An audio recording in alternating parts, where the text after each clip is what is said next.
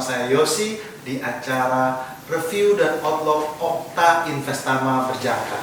Nah, seperti biasa, sebelum kita masuk ke dalam materi, kita akan membicarakan apa saja mengenai Okta Investama Berjangka. Kita masuk ke dalam slide. Nah, untuk perizinan Okta Investama Berjangka itu sudah sangat-sangat lengkap. Yang mana nih, kita sudah memiliki perizinan usaha dari Bapepti, kemudian tergabung dalam Lembaga Clearing Berjangka Indonesia, dan juga untuk ICDX dan Asosiasi Aspetindo. Slide selanjutnya. Untuk penghargaan Okta Investama Berjangka sendiri itu ada, kita memperoleh Most Excellent Broker di tahun 2021 dan The Most Transparent Broker di tahun 2022. Next. Kelebihan trading di Okta Investama Berjangka yang pertama kali adalah satu, low spread, di mana spreadnya itu betul-betul minim sehingga para trader lebih cepat atau mudah untuk menghasilkan profit.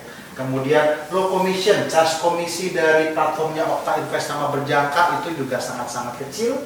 Kemudian free swap. Nah, bicara free swap, ini nih yang betul-betul menjadi unggulan dari Okta Investama Berjangka. Karena apa? Kalau biasanya broker itu tuh mungkin hanya free swap selama 3 hari kerja, 5 hari kerja atau 7 hari kerja. Sementara trader yang menggunakan platform Okta Investama Berjangka itu betul-betul free swap selamanya, sedari awal buka akun sampai seterusnya.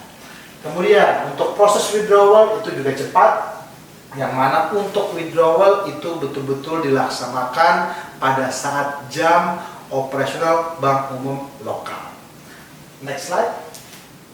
Untuk media sosial Okta Investama Berjangka itu kita juga ada banyak, di mana kita ada website www.okta.co.id, kemudian ada Facebook Okta Investama Berjangka, ada Instagram Okta Investama Official, ada YouTube channel Okta Investama Berjangka. Jadi semua materi-materi untuk podcast, kemudian untuk webinar itu kita tayangkan melalui YouTube. Kemudian ada TikTok dan juga Twitter. Next slide. Oke. Tanpa merupakan disclaimer on, materi ini hanya bersifat informatif untuk referensi dan seterusnya. Next slide. Nah, kita masuk ke dalam materi sekarang. Jadi memang kalau misalnya bicara review rilis data kinerja ekonomi 1 sampai dengan tanggal 5 Januari 2024. Memang dibuka di awal tahun 2024 sebelum kita memulai masuk lebih lanjut bahwa semoga selama setahun ke depan trader yang menggunakan platformnya Okta Investama Berjangka betul-betul berpeluang profit, menghasilkan gain yang oke, dan tradingannya selalu bagus selama sepanjang tahun. Nah, untuk pekan kemarin primadona ada di beritanya non-farm payroll. Tetapi kalau misalnya bicara non-farm payroll itu memang average hourly earnings itu dirilis di level tetap di 0,4%, kemudian non-farm itu dirilis meningkat dari level 173 menjadi 216.000. Kemudian unemployment rate itu dirilis tetap dari level 3,7% menjadi sama 3,7%. Nah, tetapi ada berita yang cukup akhirnya terjadi penguatan ya, di mana average hour earnings itu netral, non-farm itu plus, kemudian unemployment rate itu juga netral, yang mana pada saat rilis data non-farm itu indeks US dollar mengalami penguatan, tetapi pada saat jam 10 itu ada rilis ISM Service PMI dirilis menurun 52,7 menjadi 50,6. Nah, disitulah akhirnya yang tadinya terjadi pergerakan rebound pada indeks US dollar, akhirnya indeks US dollar itu melemah. Kemudian selain daripada berita non-farm, itu juga ada berita dari inflasi zona Uni Eropa, yang mana kalau bicara inflasi semuanya itu mengerucut pada inflasi diinginkan untuk terus menurun. Tetapi beda dengan Uni Eropa kemarin, itu yang mana bahwa inflasi zona Uni Eropa bukannya menurun, malahan kembali meningkat. Nah, masuk kepada slide selanjutnya. Oke, untuk Wall Street coba bangkit rebound pasca penurunan 5 hari berturut-turut. Yang memang kalau misalnya bicara Wall Street, itu semua sentimen pasar dipengaruhi oleh apakah Fed rate betul-betul diturunkan di bulan Maret sebesar 25 basis point atau tidak. Atau mungkin bahkan tidak menurunkan suku bunga, tetapi tren suku bunga tinggi akan terus di level 5,25% sampai dengan 5,5% sepanjang tahun. Nah, itulah yang memang betul-betul sebagai penggerak indeks saham Wall Street, entah itu Dow Jones, Nasdaq, maupun S&P 500. Menguat tipis pada penutupan perdagangan akhir pekan Jumat dikarenakan investor dan trader menyerap data makroekonomi terbaru yang menawarkan pandangan kontras mengenai kapan suku bunga Amerika Serikat itu dapat dimulai atau diturunkan. Kemudian, indeks Dow Jones ditutup naik 0,07% atau 25,77 poin ke level 37,466. Kemudian S&P 500 juga menguat 0,18% atau 8,56 poin ke level 4.697. Dan Nasdaq itu juga naik 0,09% atau 13,77 poin ke level 14.524. Sedangkan secara teknikal mingguan, S&P 500 dan Nasdaq itu mengakhiri minggu pertama tahun 2022 dengan kinerja negatif yang mencolok. Jadi memang kalau misalnya bicara time frame weekly, itu untuk S&P 500 dan Nasdaq itu masih ada penurunan atau curam ke bawah. S&P 500 mencatat kinerja mingguan terburuk sejak akhir Oktober, sedangkan Nasdaq mencatat kinerja mingguan terburuknya sejak akhir September. Di sini dapat dikatakan, wah, berarti ini tidak bagus dong untuk market Wall Street sekarang ini.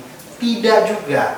Karena apa? Justru kalau bicara indeks saham, ingat, ini dimulai di awal tahun. Biasanya trader atau investor besar itu selalu memposisikan portofolio mereka sejak awal tahun hingga akhir tahun.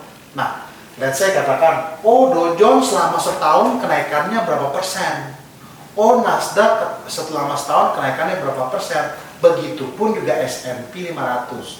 Justru pada saat Wall Street ini terjadi pergerakan turun atau koreksi, disitulah betul-betul peluang bagi para trader indeks saham untuk yang tiga tadi, Dow Jones, Nasdaq, dan S&P 500. Karena ingat ya, portofolio yang dimulai sejak Januari akan ditutup di Desember dengan kenaikannya berapa persen. Next slide selanjutnya. Untuk minyak, harga minyak melonjak naik di sesi akhir pekan ditopang rencana kedatangan Menlu Amerika ke daerah Timur Tengah. Nah, kalau misalnya bicara Timur Tengah, itu memang kalau dipikir sedang situasi memanas. Yang mana? Yang paling pertama itu adalah masalah Hamas dan Israel. Kemudian yang kedua mengenai masalah Iran. Yang ketiga itu mengenai masalah Houthi Yaman. Yang keempat, ya seperti kita tahu bahwa akhirnya hal tersebut dianggap mengganggu pasokan minyak secara global yang akhirnya menekan pergerakan minyak ke bawah. Tetapi dengan adanya wacana kedatangan Menlu itu untuk ke Timur Tengah untuk mencoba berdiplomasi, bernegosiasi mengenai keamanan geopolitik di Timur Tengah, itulah yang akhirnya membuat sentimen pasar kembali membaik dan mendongkrak harga minyak kembali ke zona atas. Tetapi ingat ya, secara makroekonomi minyak tersebut, ingat biar bagaimanapun sudah mulai diganti sama energi-energi yang terbarukan. Let's say katakan untuk yang paling utama adalah tenaga dari listrik. Kemudian harga minyak Brent berjangka naik 1,42 dolar atau 1,83% menjadi 79 dolar per barrel. Sedangkan untuk WTI naik 1,78 dolar atau 2,47% menjadi 73,97. Kedua patokan harga minyak dunia tersebut berada di jalur yang tepat untuk mengakhiri minggu pertama ini dengan lebih tinggi setelah hampir menutup kerugiannya pada hari Kamis setelah peningkatan stok bensin dan sulingan Amerika Serikat dalam jumlah yang sangat besar. Investor dan trader minyak juga mengamati data makroekonomi untuk mencari indikasi kapan penurunan suku bunga Amerika Serikat itu akan dimulai.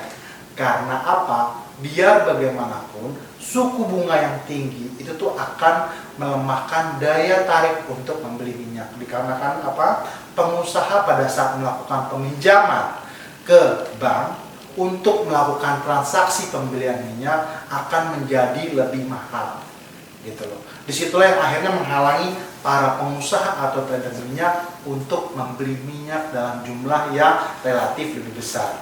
Jadi suku bunga itu harus diturunkan terlebih dahulu supaya animo atau tensi pengusaha untuk melakukan kegiatan membeli minyak itu akan menjadi berkesinambungan seiring dengan turunnya tren suku bunga yang tinggi. Kemudian slide selanjutnya.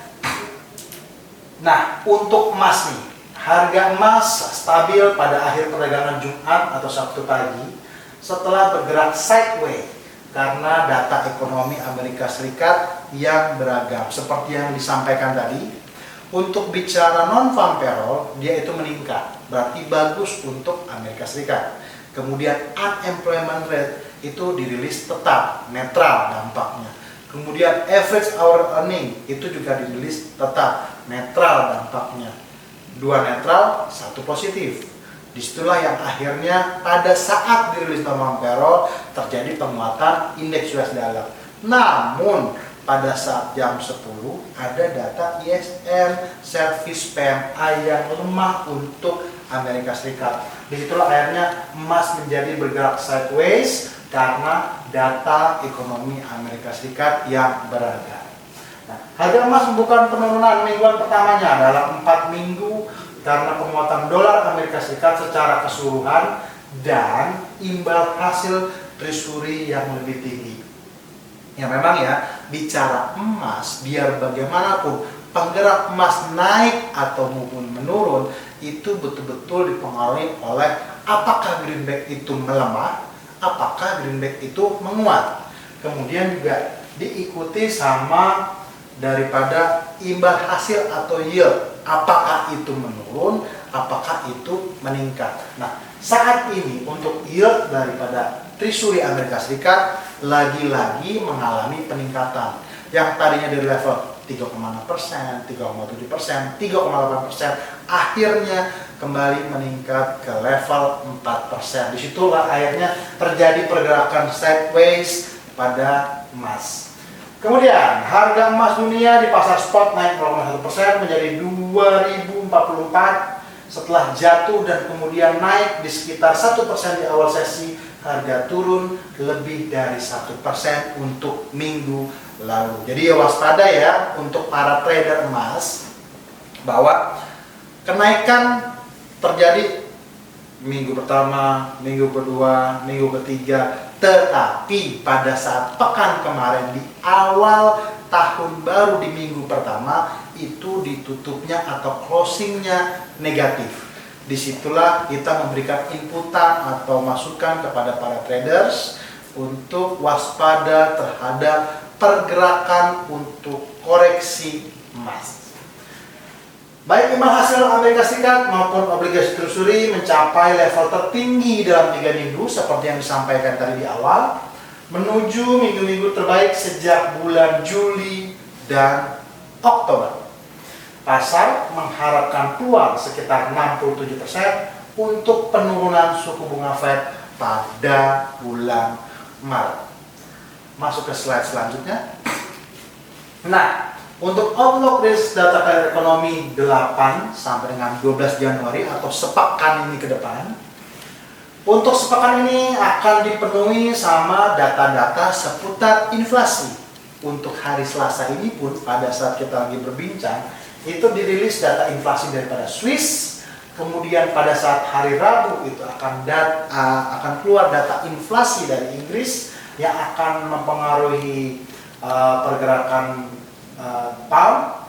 Kemudian hari Kamis itu ada core CPI, CPI untuk Amerika Serikat, dan juga hari Kamis akan ada data unemployment claim seperti biasa, data tenaga kerjaan yang akan dirilis mingguan.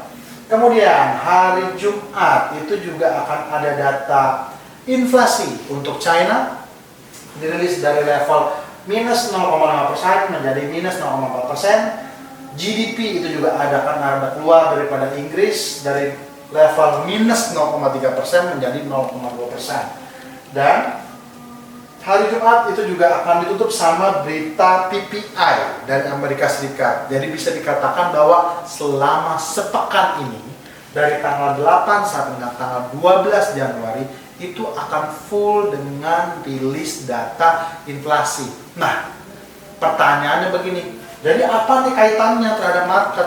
Apa nih efeknya, apa dampaknya bagi kita yang trading di market kita? Itu peluang. Karena apa? Bicara tenaga, bicara berita inflasi itu merupakan pergerakan market yang biasanya one way. Entah itu dia melakukan rebound, entah itu dia melakukan pergerakan koreksi. Jadi untuk hari Rabu itu ada peluang di market Aussie terhadap US. Kemudian untuk hari Kamis secara menyeluruh itu karena ada data inflasinya US itu otomatis Euro, Pound, Aussie, emas gitu loh. Karena jadi ini hari Kamis nih pestanya. Kemudian hari Jumat itu juga ada inflasi untuk China. Nah itu biasanya dampaknya akan ke Aussie terhadap US dan New Zealand terhadap US. Oke, next selanjutnya kita masuk ke dalam sesi teknikal. Yang mana untuk support dan resisten indeks Wall Street, Nasdaq ini dapat kita lihat bahwa secara trend channel itu memang mengalami peningkatan, tetapi pada saat ini terjadi pergerakan koreksi dan tertahan di area support Fibonacci 50% di angka 16.442. Dapat dikatakan bahwa target lanjutan untuk ke bawah itu akan berada di level 16.442, 16.271, 16.060 hingga 15.886. Disinilah akhirnya kita dapat gambarkan bahwa target penurunan atau mungkin bisa menjadi target buy area yang kontra trend ada di angka-angka yang kita tunjukkan tadi. Nah, seperti biasa nih, kita nggak bakal bosan-bosan ngingetin. Kalau ini live ya Instagram, mungkin angka-angka ini tidak akan terlihat. Oleh karenanya, Okta traders sekalian atau mungkin traders yang mengikuti Instagramnya Okta Investama Berjangka itu juga syokianya untuk mengikuti YouTube channel daripada Okta Investama Berjangka. Karena apa? Angka-angka ini akan menjadi terlihat lebih jelas melalui proses editing yang dibuat oleh tim editor kami. Kemudian untuk S&P 500 itu juga sedang mengalami pergerakan koreksi dan saat ini sedang tertahan di support Fibonacci 38.2% di level 4727 dengan target lanjutan itu akan ada di level 4692, 4657 dan 4613. Dapat dikatakan bahwa inilah area-area support atau area buy yang kontra trend. Next selanjutnya. Oke, sekarang untuk bocoran peluang transaksi di Forex Media. Untuk USD Swiss franc dapat dikatakan bahwa USD Swiss franc saat ini terjadi pergerakan rebound. Untuk pergerakan naik ke atas terjadi penguatan pada indeks US dollar. dengan target resisten berada di level 08518, 0.8576, 0.8633 sampai dengan 0.8704. Dapat dikatakan bahwa saat ini betul-betul tertahan di level resisten Fibonacci 50%. Nah, itulah yang menjadi target atas apabila melakukan pembelian atau target untuk melakukan open posisi sell untuk ke bawah. Kemudian untuk USD Canadian Dollars itu juga sama, pergerakannya seperti USD Swiss franc, sedang terjadi pergerakan rebound naik ke atas dengan target ke atas untuk menuju 1.3397, 1.3449 hingga 1.3514. Disitulah dapat dikatakan bahwa USD Canadian Dollars target ke atasnya seperti informasi resisten yang kita kasih tadi. Juga kalau mau sell berada di angka-angka 1.3397 dan 1.3449. Next slide. Oke. Untuk minyak pada saat ini secara teknikal terperangkap dalam zona konsolidasi symmetrical triangle pattern. Dapat kita sama-sama bahwa ini arah ke atas, ini arah ke bawah, betul-betul terperangkap dalam zona segitiga ini. Gitu loh. Pendebusan salah satu zona segitiga ini itulah yang nanti akan mengindikasikan apakah harga minyak itu akan berangkat naik atau akan terus menuju ke level bawah. Nah, untuk angka pasnya itu harga minyak sedang terkonsolidasi atau sideways di angka range 74.50 sampai dengan 69.60. Dapat dikatakan bahwa jadi range-nya minyak saat ini ada di, saya ulangi ya, di 74.50-an dan sampai 69.50-an. Itu range-nya sempit. Kemudian untuk emas, nah emas yang mau dicari sama rekan-rekan. Oke. Nah, ini bocorannya kalau emas. Ingat, kalau secara teknikal ini sudah mulai terjadi divergent convergence, yang mana untuk MACD itu makin lama makin ke bawah, makin arah condong ke bawah, tetapi pergerakan harga itu naik ke atas. Biasanya kalau sudah terjadi pola pattern convergent divergent, itu akan menandakan emas akan melakukan sesi koreksi. Jadi ya ingat ya, waspada kepada rekan-rekan trader sekalian. Jadi rekomend untuk emas bisa dikatakan bahwa cari momen atas kalau mau sell, karena ingat biar bagaimanapun kan kalau bicara emas itu trennya ke atas, tetapi sementara ini terlihat, sementara ini terpantau emas akan melakukan sesi koreksi terlebih dahulu sebelum dia akhirnya betul-betul naik ke zona atas.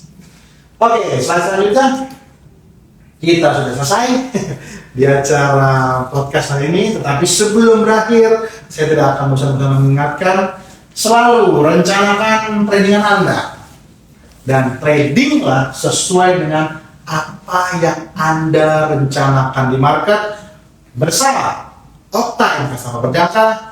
Ketemu lagi dengan saya Yosi di teman-teman. Bye.